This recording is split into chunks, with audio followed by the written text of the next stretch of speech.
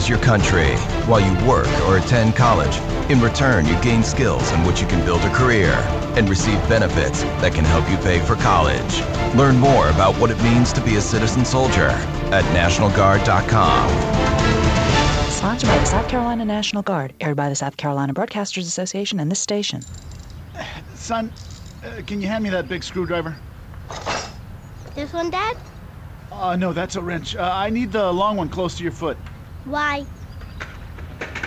Because I need to loosen a screw. Why? Because I have to change the oil filter. Why?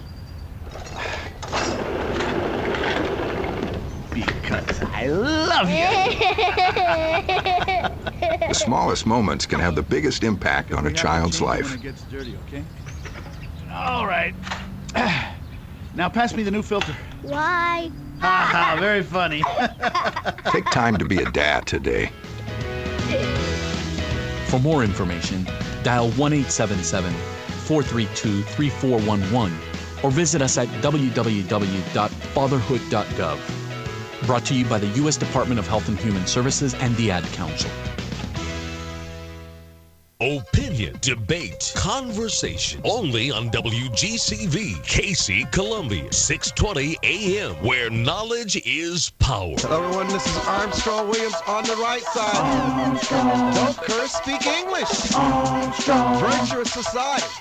Armstrong. I dare you to listen. Hey, turn it up. Hey. Armstrong. Get on the right side. Armstrong. Elevate your mind. Armstrong. I'm Armstrong Williams on the right side. Armstrong. Yo, man, it's your boy K.O. And you're tuned in to the most conservative of our brothers. Armstrong. The Armstrong Williams Show. Please give me a break. Grow up. Hello, everybody. Hello. Hello, everybody, and thank you. I'm not hearing. Hello, everybody, and thank you so much for joining us for this edition of the Armstrong. I don't think my mic's on. So what's going on here? No, they're not, because I'm not hearing myself. Hello. Logan, can you hear me?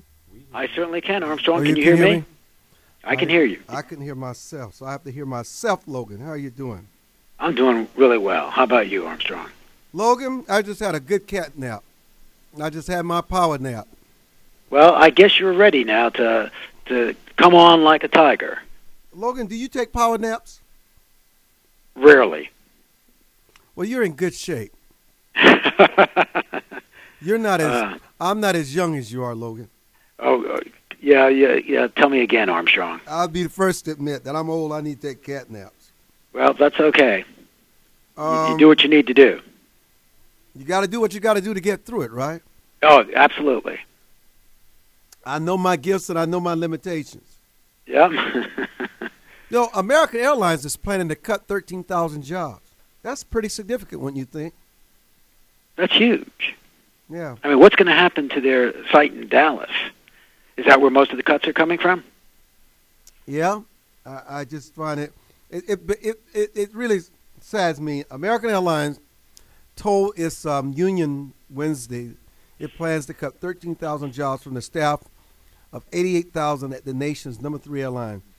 Logan, the cuts will fall most heavily on the airline's maintenance operations, which will lose 4,600 jobs. More than 4,000 additional ground worker jobs will be eliminated, as well as 2,300 flight attendant jobs. Management will be reduced by 1,400 employees, with the most narrow cut coming among pilots and first officers, which will only see a reduction of 400. You can only imagine what's going to happen with baggage and airline safety if they cut these maintenance jobs the way they're cutting them, man. Well, I assume they're cutting back on the number of flights and everything. I mean, American Airlines really was behind the 8 ball because all of its major competitors went into bankruptcy about 10 years ago and were able to shed a lot of their unfavorable labor contracts. And American Airlines, by trying to do the right thing and sticking by the contracts and the agreements it made with its unions and its employees, basically found that it couldn't compete. And that's why they're in the situation they're in today. You know, it's interesting. Don Cornelius kills himself. He has spent the last 2 or 3 years tweeting and writing people. He thought he was going to have a movie that he was going to take to the big screen. he was led to believe it. When he got the reality of the situation, that his best days had passed him, he was no longer relevant, nobody was returning his phone calls, and he decided to commit suicide. And now that he's committed suicide, everybody loves him. Oh, I was close to Don Cornelius. We're so sorry. We feel so bad. Well, where was the man when he was living and he was reaching out to you? Good question. Where were they, Logan? Why do people have to die in order to get some kind of attention? No, I think the real question is, why do people have to kill themselves to get attention? Well, he got it. He just didn't know about it. But why do you have to commit suicide to do that? Well, it's worked before, Logan. Yeah, but I mean, but it's so irretrievable. There's no going back on it. I can't imagine committing suicide because people didn't return my phone calls. Logan, you've never really struggled. I've been left in some dark, lonely place after being so relevant for so long. Armstrong, you know what happened to me 6 months ago. Logan, tell me I never struggled. Logan, that is a little different. What I'm saying to you, let me just Armstrong, I know struggling as well as anybody. Logan, let me just say this to you. Don Cornelius, when you watch the Grammys and all those shows and you see this new talent come along and they passed him by, BET allowed him to come on stage to present an award to someone, but other than that, he was just persona non grata. Some people cannot handle being away from the spotlight, man. You and I don't crave the spotlight. If you and I ceased on radio and TV today, it would be no big deal. There would be no withdrawal. In fact, it would be a relief because we get a chance to rest and do something different. But while we do it, we enjoy it. But you realize it's not going to last. You know, one of the things I've learned in my many years on this earth is that, you know, something one of my partners said to me many years ago, which was, the sunshine don't shine on the same dog's ass 2 days in a row. Logan, come on now. Logan, Derriere. And the fact is that nobody is in the sunshine all the time. That is true. And sometimes we're in the dark for a long time that we forget the feel of the sunlight. Yeah, but, you know, but killing yourself? Committing suicide? You'd be surprised at the number of people who contemplated killing themselves. Seriously. Well, you know, I can understand taking drastic action, changing, you know, a lot of things in my life, you know, picking up, moving, changing my job, changing my industry, you know, getting divorced, you know, moving on. But, you know, but once you commit suicide, there is no going back. And Armstrong, it's also a sin. I must tell you, for someone to commit suicide, they must be in a really dark place where they really shut out any hope of light. They see nothing but agony, despair, and they see it to a life that is so bitter, so empty, so unfulfilling, until they see no other way, that death becomes a comfort to them. Yeah, I don't understand it. We can't understand it, Logan. We love ourselves too much. We love life too much. You know, as bad as things have gotten, you know, there's always, you know, hope. You know, there's always sunshine. That you know, every time the sun sets, you know it's going to rise the next morning. Well, Logan, let's talk about something that you and I can agree on. The president will not oppose a Republican proposed change to the Stock Act, stop trading on congressional knowledge. The bill would make clear that insider trading of stocks and other securities by members of Congress, their spouses and staffs, are illegal. Republicans like Senator Paul Rand and House Majority Leader Eric Cantor are pushing for the bill to apply to the executive branch as well. That is a good thing. That is a good thing. It's long overdue. You know, what they should say is that members of Congress are subject to all the laws that all the American people are subject to. That includes Social Security. That includes Medicare, Medicaid. You know, that includes pensions. My problem is that if Congress goes around piecemealing it, everybody's going to feel good because Congress, has said, "Oh, we're now going to play by the insider trading rules of Wall Street." Well, that's just a small piece of the puzzle. Let's look at the big picture and get these guys in Congress to comply with all of our American laws. The other thing, Logan, our president detailed its latest plan to help millions of homeowners refinance their mortgages to today's historical low rates. The plan, which requires approval by Congress, would allow borrowers who are current on their mortgage to save an average of $3,000 a year by refinancing into loans backed by FHA, according to the U.S. Department of Housing and Urban Development. The plan, if it's believable, is estimated to cost between $5 billion and $10 billion. To pay for it, President Obama said he does not plan to add to the deficit. Instead, he wants to impose a fee on large banks, a move that may have a hard time making it past members of Congress who have rejected the notion of taxing the banks in the past. Your thoughts? Well, the problem when you tax the banks to have this kind of program, and I don't know exactly what kind of tax he's proposing, but let's just assume that it costs, what did you say, $10 billion? $5 to $10 billion.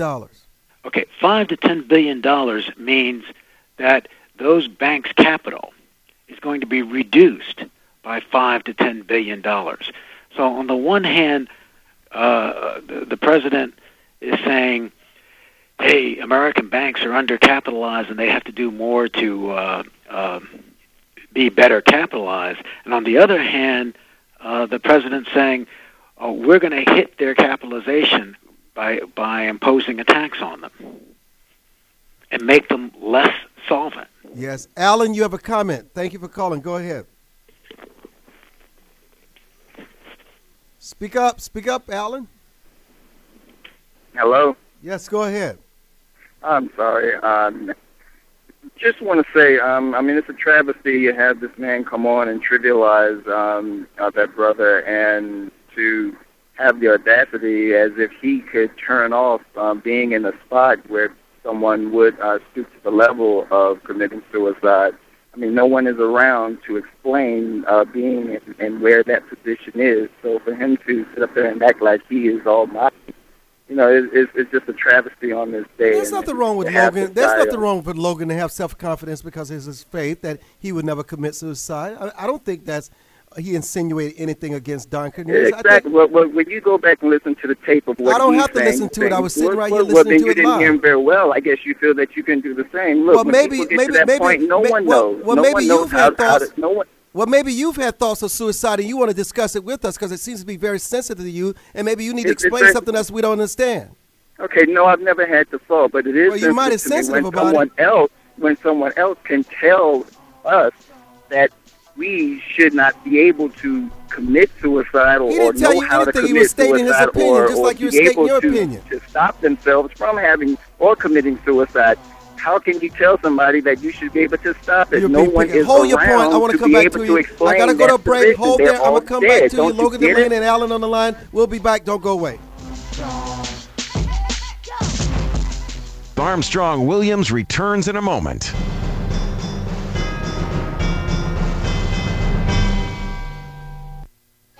High Point University has experienced unprecedented growth during the worst economic disruption in decades.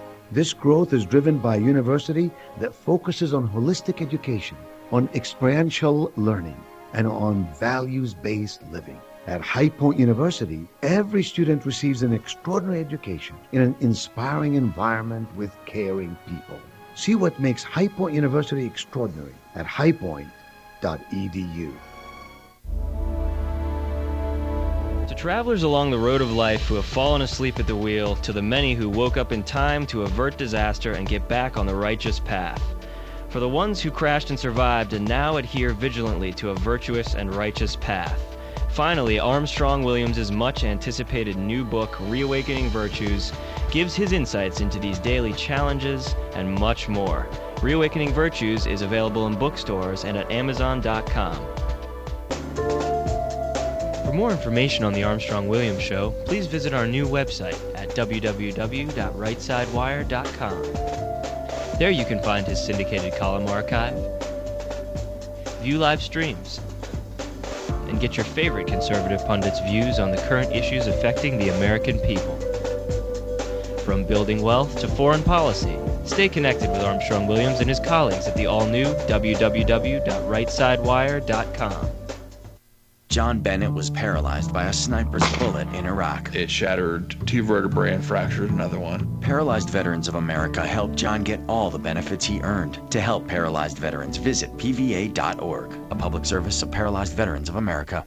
If you have a question or comment for today's Armstrong Williams Show, call 733-5620. That's 733-5620. Call and be a part of today's Armstrong Williams Show on 620 AM, where knowledge is power.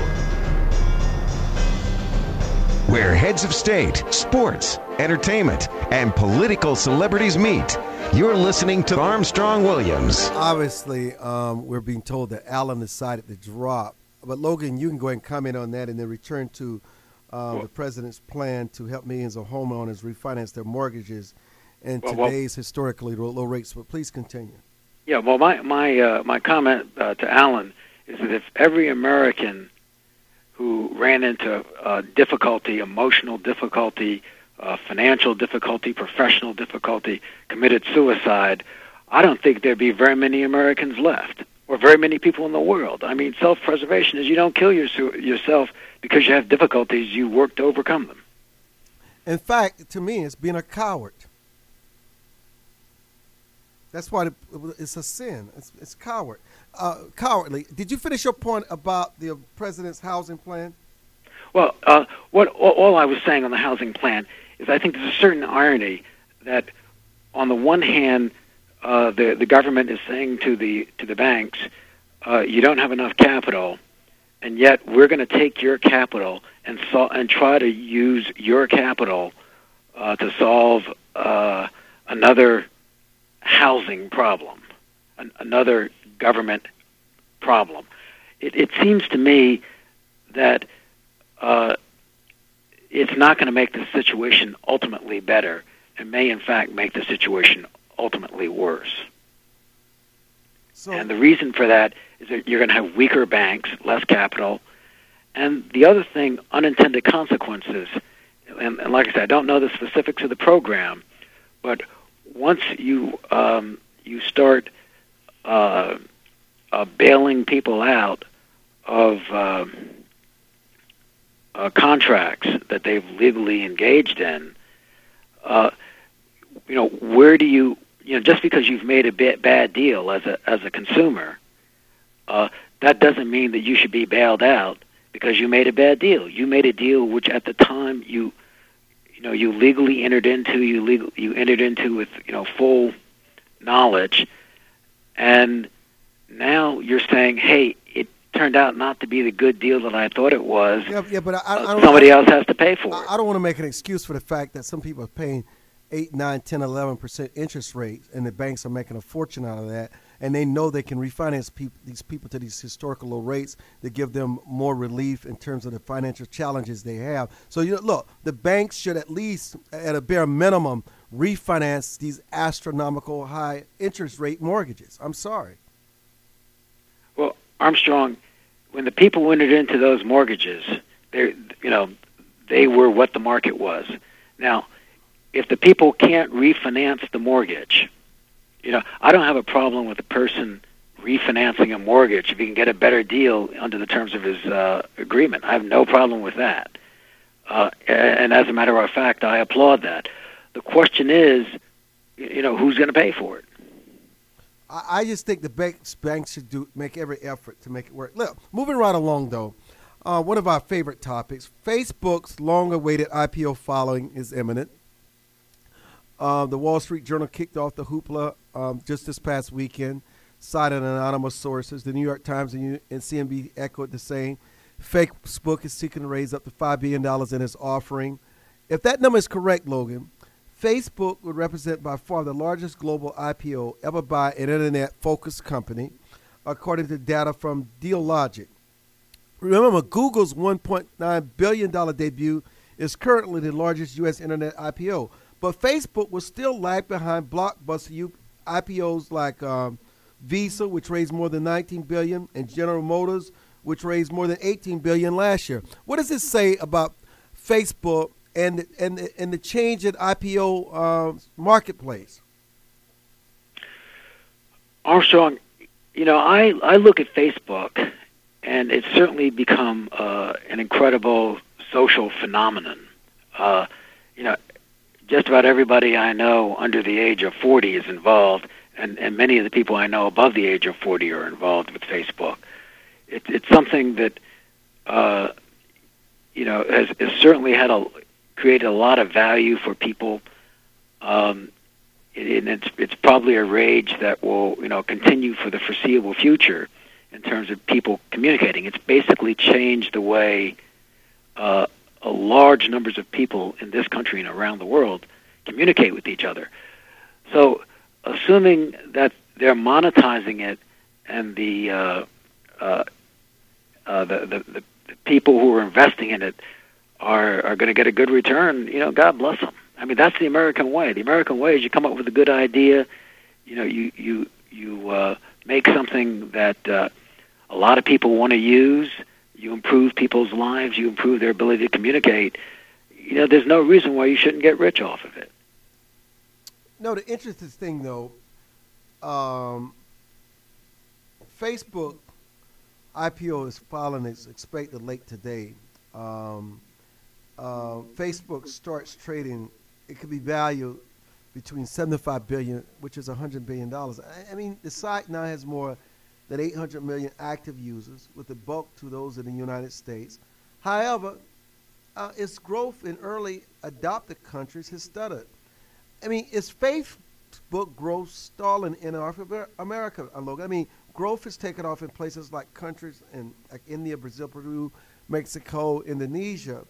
But, research and insight, if you look at this, calculates Facebook will hit 1 billion active users around August this year, with the majority of those coming from emerging markets. Look, how real is this?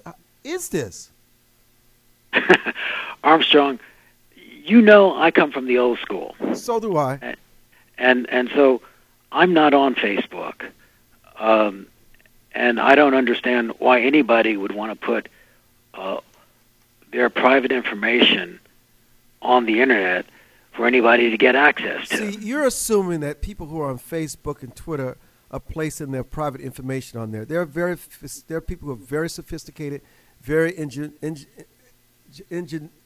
have a lot of ingenuity, and they know how to use Facebook to brand their products, to drive people to their products, sell their products. So even for you to make a statement like that is a very naive statement.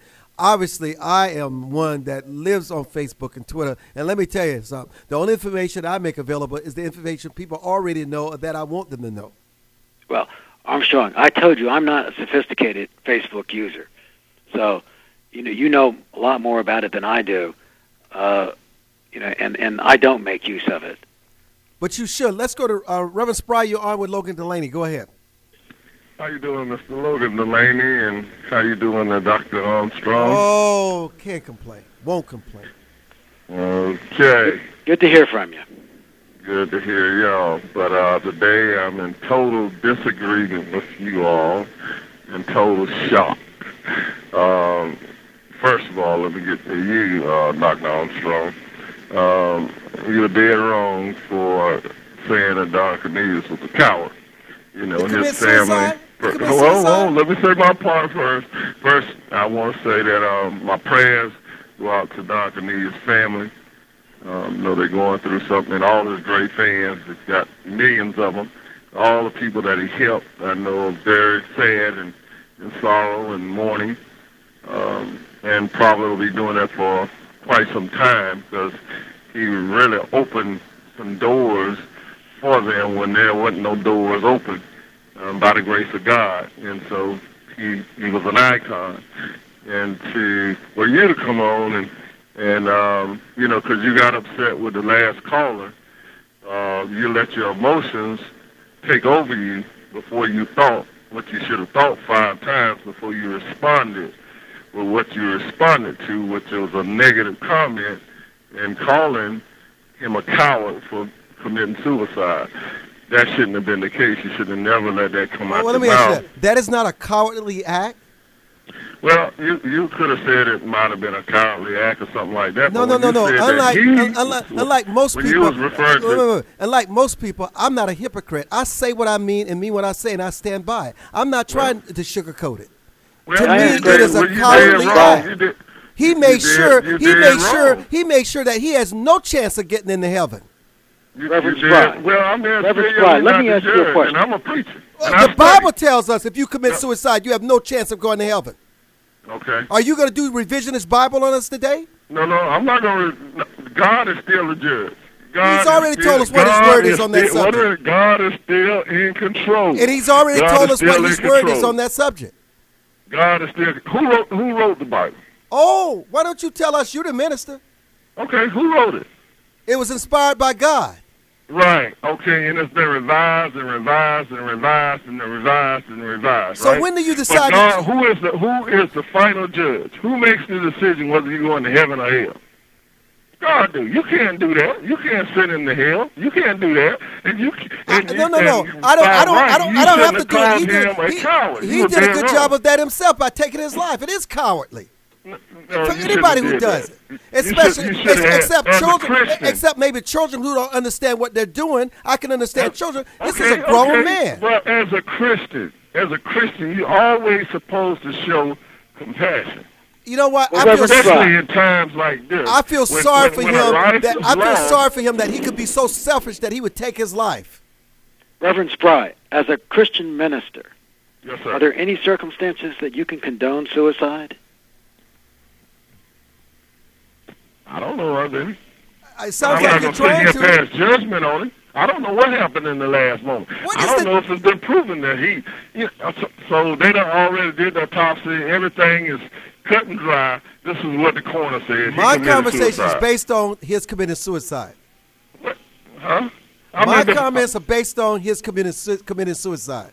Who said he committed suicide? The coroner? The police. Okay. The police is not the coroner. Now you're playing on words. Now you're trying to play on words. I'm just telling you. And then he is not God. God makes the judgment. Let God decide where he goes. But to call him a coward, and he's got family members. Do you know he has probably family members listening to you right now? Amen. And you don't care about how they feel. It's not about whether I care or not. The man took his life. I'm saying you don't care about how they feel. Where's your compassion as a Christian? And you representing God? Well, Come on now. We're supposed to always have what is the truth? What is the truth? You know what? I got to come back to you because you know what? Obviously, you're trying to be politically correct today. You're trying to play to the arena, not to the truth. You hold there. We're coming back. Reverend Spry, Logan and Laney, we all will be back, and we'll open this up. We'll be back. Armstrong Williams returns in a moment.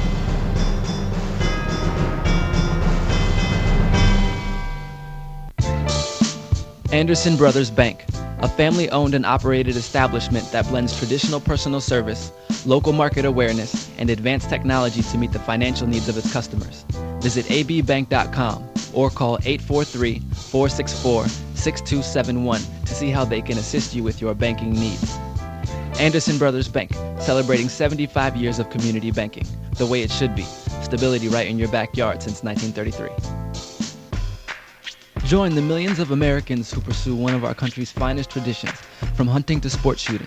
Since 1871, the NRA has grown as a service organization involved in all aspects of shooting sports and is a proud defender of the Bill of Rights. Join today to begin taking advantage of exclusive membership offers and discounts, including up to $25,000 in insurance coverage.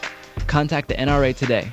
Call 1-800-672-3888 or visit nra.org. I'm working 2 jobs, and my husband works too. My kids go to school with your kids. I sit next to you at PTA meetings. We live right next door. We've been neighbors for years. You know my family and me pretty well, but here's one thing you don't know. I'm 1 out of every 6 Americans, and my family is struggling with hunger. Like you, we believe in this country. What's hard to believe is in the land of milk and honey, how many hardworking Americans have to choose between paying bills and feeding their families. This is a problem with a solution. Please visit feedingamerica.org today and find your local food bank for ways to help. Every dollar you donate helps provide 7 meals for those around you quietly struggling with hunger. Together, we're Feeding America. Brought to you by Feeding America and the Ad Council. Madison Davis. Renovations in homes built before 1978 can spread lead paint dust that's harmful to children. Don't let lead paint take away your child's future. For a lead-safe certified contractor in your area, call 1-800-424-LEAD. If you have a question or comment for today's Armstrong Williams Show, call 733-5620. That's 733-5620. Call and be a part of today's Armstrong Williams Show on 620 AM, where knowledge is power. Where heads of state, sports, entertainment, and political celebrities meet. You're listening to Armstrong Williams. And welcome back to the Armstrong Williams Show with our guest commentator Logan Delaney, and Reverend Spry is on the phone. And our topic now is about suicide. And I want to say this for the record. This is something I have been consistent on in all my writings and all my broadcasts. When I read and hear and witness firsthand the number of people who fight so hard for their lives every day against cancer, against disease, against tragedies, and they fight for their lives. And for someone that just so easily, and I'm sure they think about it, but just to take their life, I have never had sympathy for people who commit suicide. I have never. Go ahead, Reverend Spry. Well, like I said, I just feel that you perhaps should have compassion at all times. And for Mr. Delaney, for him to suggest, we have hundreds of thousands of people in this country committing suicide, and every single day. And he can't fathom that because, I don't think he's on that level or been to that level, just like you were saying earlier, with a struggle. He talks as if he never struggled. He probably have, but, he always felt that, he had 3 or 4 friends on the other side that he can get $1 million from when he needed it. But to be down in the pits, and like you said, Don Cornelius was an icon and always in the spotlight, and then that spotlight get took from him. In his mind, a lot of things was playing on his mind, and that doesn't give you a reason to. But I don't know the situation. I wasn't talking to Don Cornelius in that moment or hour when he decided to take his life, if that's what he did. But I know that's why Mr. Delaney can relate to that. And the final thing I wanted to say about the government, the tricksters, the Federal Reserve, the one that resigned, I forgot his name, I think it started with a W, him and those bankers and those mortgage companies knew exactly what they were doing, just like Countrywide, when they corrupt behind. And that's why it's coming out that Wells Fargo has to pay all this money out because of them stealing and beating and lying and cheating folk. And yeah, President Obama ought to make the banks give up something because they can cause all these issues. Yeah, people, and Mr. Delaney said that the people had the knowledge. No, the people don't have the knowledge. Most people go into these mortgage companies for a loan. They're so happy to get that first loan. And they'll do it. It was a total setup. And if you look at all the failures, you can see the people couldn't afford the house to start off with. But in the amount of time when they took those interest rates up, they knew that they were going to get those houses back, and they were going to make tons and tons of money off of it. It was all a trick. And so, yes, the banks ought to share in trying to get these people out of the trouble that they helped put them in. And I'm for it all. Yeah, President Obama is right again. Yes, sir. Well, thank you, Reverend Spry, for sharing with us. Thank you, sir. God bless. Alan is back. Alan, what's on your mind? Yes. The unpardonable sin is to deny Christ when he returned. All of the sin is up for judgment, and that judgment is done by God. So for you to place judgment on him as a coward actually is a sin. So you should, take a look at that. That's all. Oh, well, I didn't. You know what? I'm glad you reminded me of that. And no, it's not that I'm placing judgment on. I'm only just saying, for people that commit suicide, look, we all find ourselves in dark places. But what brings us out is God, man. You got to have that faith. And when you commit that, how can you take something you cannot give? It's not that I'm placing judgment. I'm just talking about the act of suicide itself, okay? To me, it's a cowardly act. That's all I'm saying.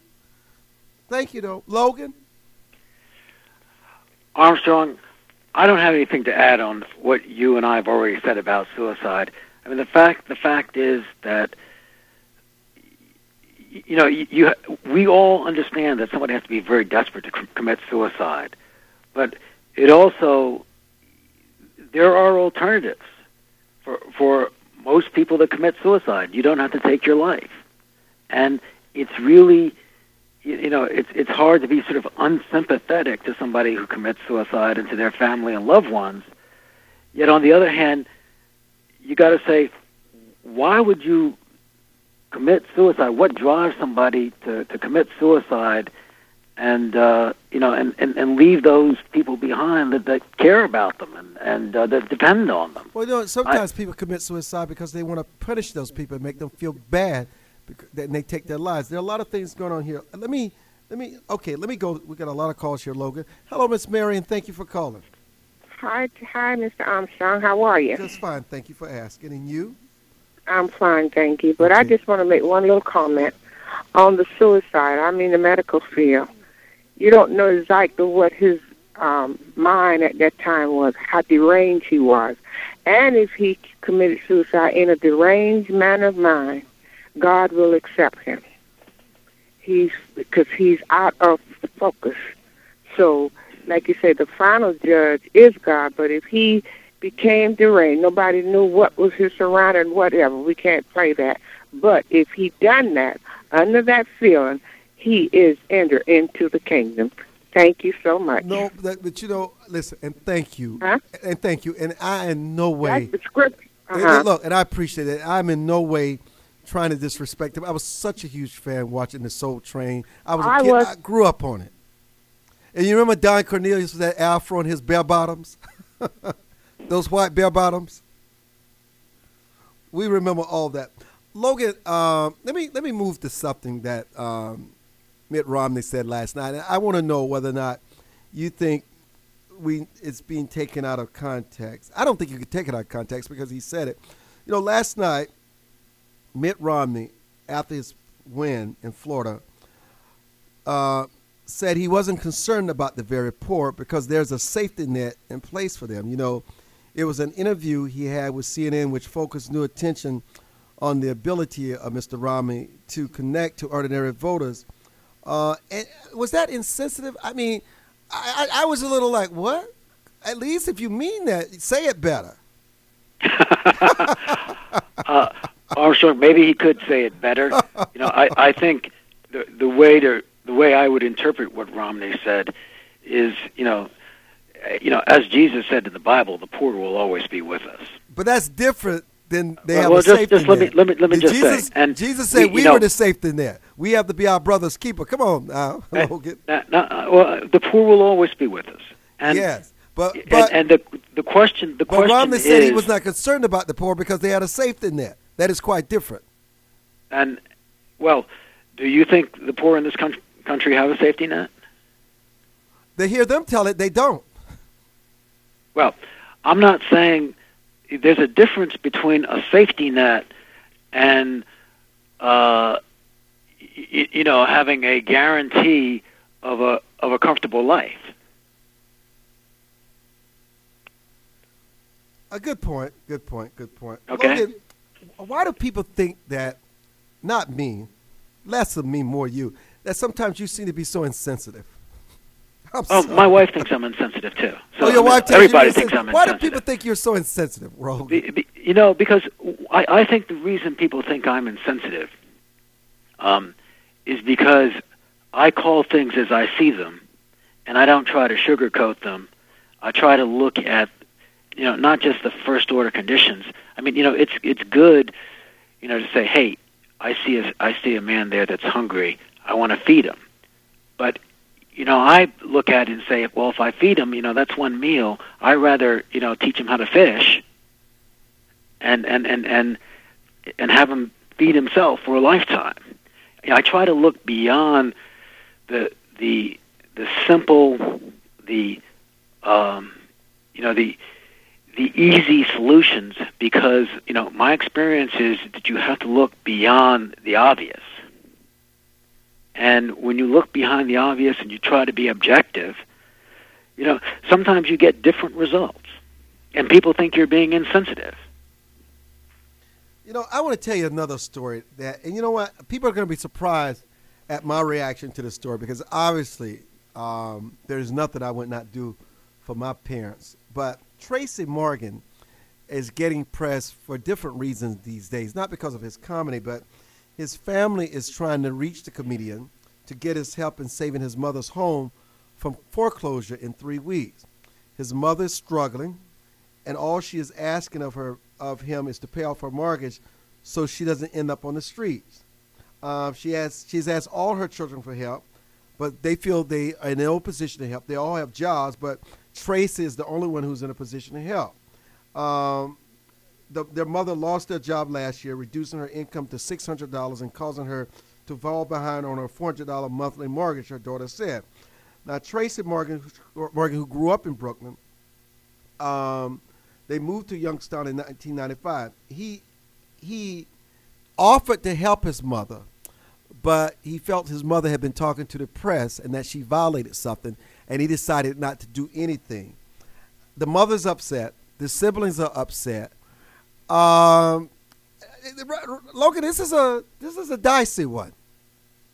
Look, this is a family problem, and you and I don't know the details, and you all know. We only know their side of the story. All we know is, what we do know is that families are complicated and sibling relationships are complicated. And if you have one sibling who is in a different economic position than the other siblings, their jealousies, they may say, hey, look, why don't you help our mother? And the one who's in the good position is going to say, well, why don't you contribute? I mean, we don't know what's going on. And you're right. And that's why I said I wanted to be sensitive to Tracy Morgan, because obviously I think it's really a low blow to take to the media airwaves and try to really malign him in this way. If you really love your son and your brother, you just don't do it that way. There's some things that should be settled in privacy and not get the world involved in these affairs. Logan Delaney, Armstrong Williams. We'll be back to more of your calls. The phone line is open. 733-5620, 1-866-620-6620. We'll be back. Armstrong Williams returns in a moment.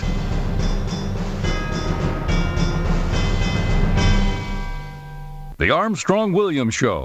Thursdays on the Armstrong Williams Show is David Bartlett with Visions and Values overseas in the Bahamas as we look at the international markets right here on WGCV. Don't miss it. Every afternoon at 4 on 620 AM, where knowledge is power. High Point University has experienced unprecedented growth during the worst economic disruption in decades. This growth is driven by a university that focuses on holistic education, on experiential learning, and on values-based living. At High Point University, every student receives an extraordinary education in an inspiring environment with caring people. See what makes High Point University extraordinary at highpoint.edu. To travelers along the road of life who have fallen asleep at the wheel, to the many who woke up in time to avert disaster and get back on the righteous path. For the ones who crashed and survived and now adhere vigilantly to a virtuous and righteous path. Finally, Armstrong Williams' much-anticipated new book, Reawakening Virtues, gives his insights into these daily challenges and much more. Reawakening Virtues is available in bookstores and at Amazon.com. For more information on The Armstrong Williams Show, please visit our new website at www.rightsidewire.com. There you can find his syndicated column archive, view live streams, and get your favorite conservative pundits' views on the current issues affecting the American people. From building wealth to foreign policy, stay connected with Armstrong Williams and his colleagues at the all-new www.rightsidewire.com.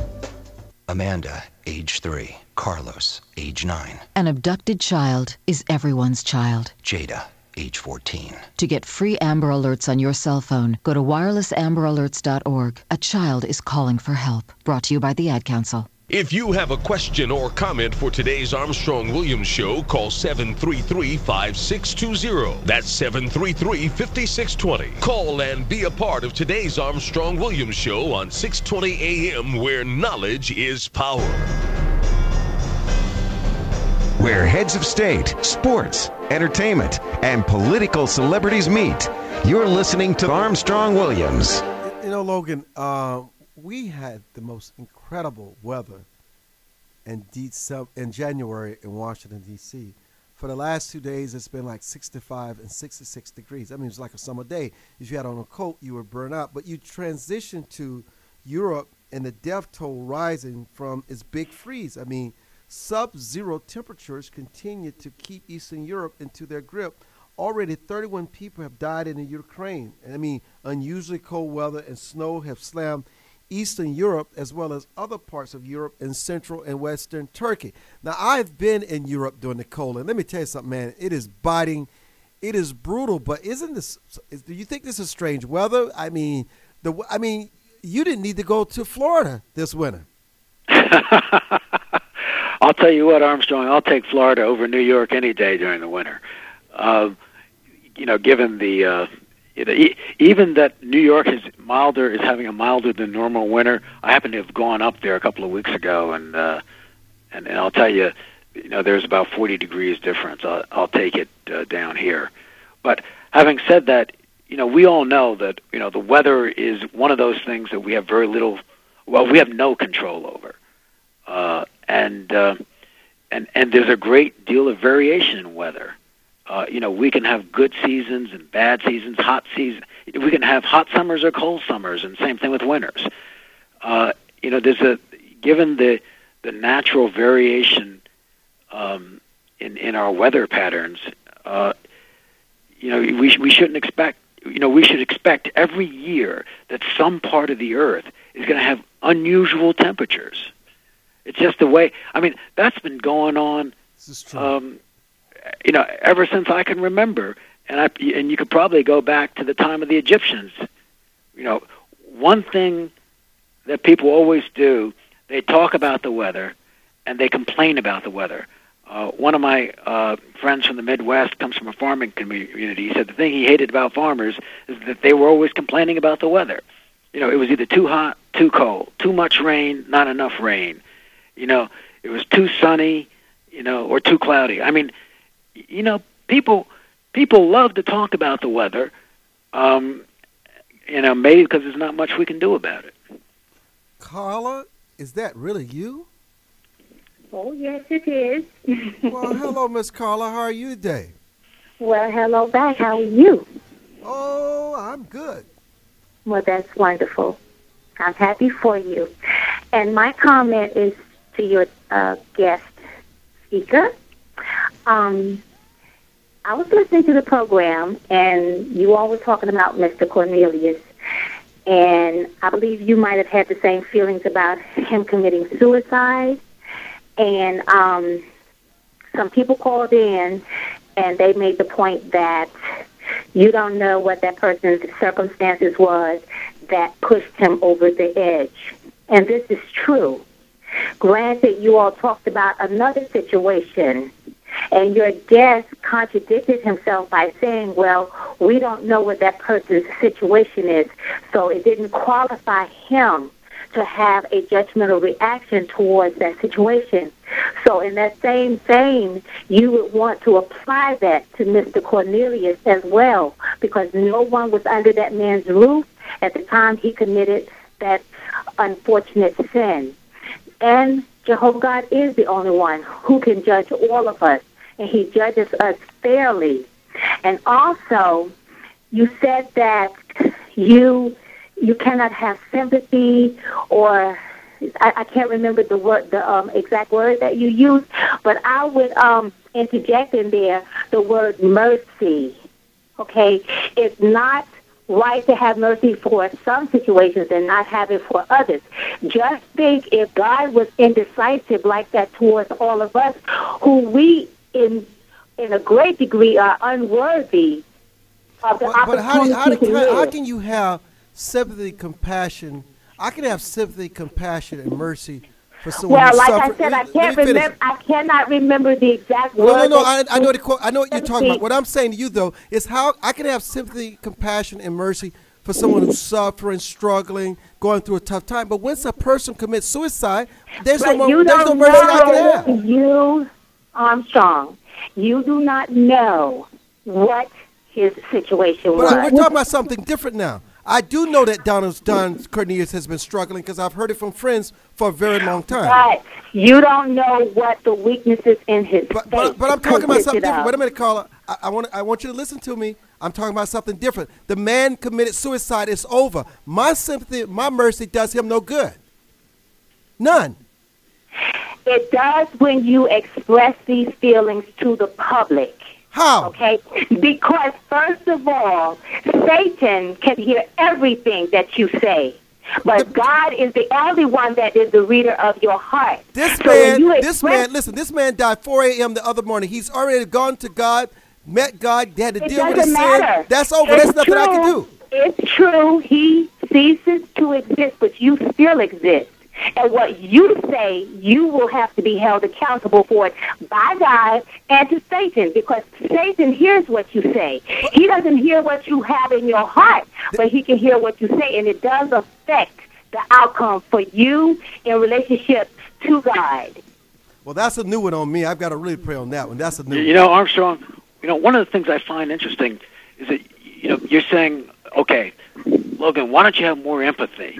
But the fact is... I use the word... Excuse me, Carla. You've had your chance. You'll have another chance after I finish. Yes, but don't use words that do not apply to what I said. I use the word mercy. If you don't have mercy for other people, whether they have passed on or not, and how you express it in the public, then how can you, as an imperfect human being, expect God to have mercy on you when you have weaknesses in your faith?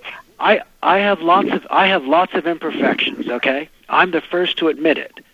The question that I have is that if we are giving somebody who commits a sin, which is suicide, if we're saying, oh, it's all right, let's excuse him, what are we saying to other people who have problems? I didn't say anything. Are we saying that suicide is a legitimate way out? Sin. I did not say anything about it being all right. I said it was a grave sin. But every day that we awaken from our sleep, we are committing some kind of sin. But we're not committing suicide, a sin that cannot be forgiven. It does not matter. Sin is sin. God when you commit suicide, it's over. Okay? Your judgment is done.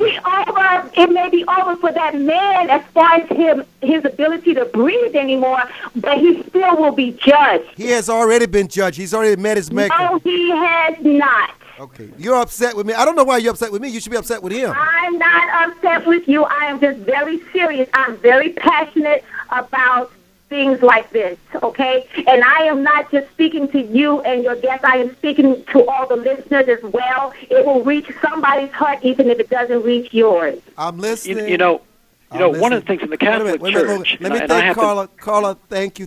Logan, let me welcome. Thank you. Let me slip Miss Paulette in here. Go ahead, Miss Paulette. Hey, hi, Logan, and you know what? I need guidance on this one.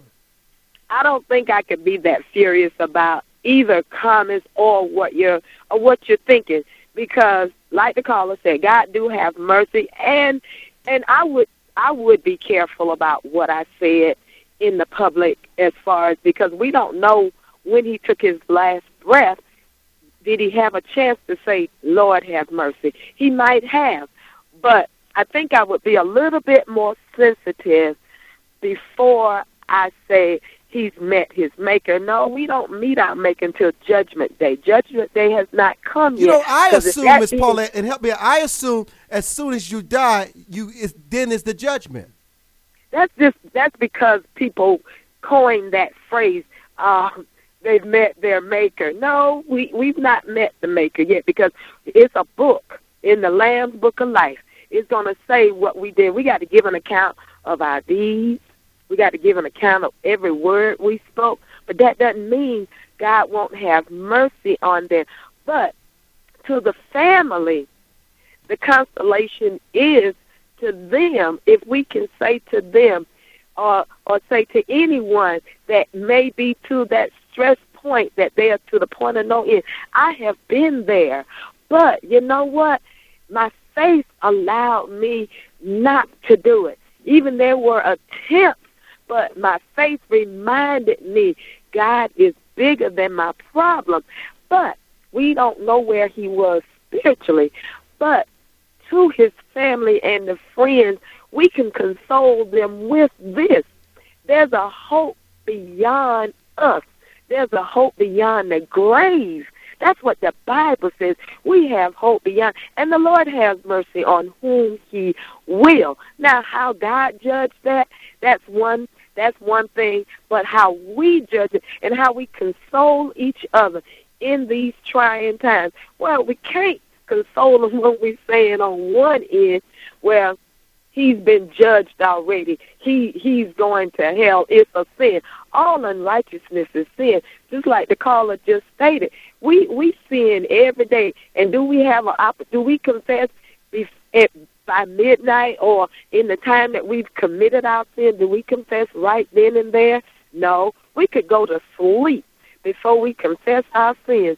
Are we doomed for hell? No, because the Lord had mercy on whom he will. Yeah, it may have been cowardice for anybody to commit suicide. I was a coward before. I was a coward one time, but I realized there's somebody greater than me, and God is greater than my problem, but everybody's not Paulette. Well, let me say this because we're out of time. I appreciate your educating me today, because I assume that when people die, it was immediate their judgment. So when I was speaking in terms he's already made his maker and gave an account of the deeds done in his body. I assume that's because it's based on your knowledge. No, based on my knowledge. So when I said my sympathy and compassion, it's useless because it's all over for him. It's not going to help. But I didn't realize that is delayed whenever you meet your maker. Look, I got to go back and do some reading because I realize I don't know as much as I think I know. And I'll be the first to admit that. Let's be merciful toward everybody. And I will because we don't know what God has in store for us. We don't want God to take us away before we say, Lord, have mercy on us. Especially given where we've been. Oh, yes. Exactly. Thank you, Ms. Paulette. Logan, you, sir, and your guest. Thank you, Logan. Much appreciation for you, my brother. Good being with you, Armstrong. All right. Take care, everybody. Amen. Good show today. Lift me up.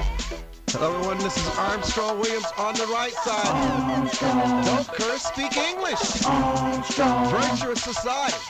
I dare you to listen. Hey, turn it up. Hey. Get on the right side. Elevate your mind. I'm Armstrong Williams on the right side. Yo, man, it's your boy K.O. And you're tuned in to the most conservative of our brothers. The Armstrong Williams Show. Please give me a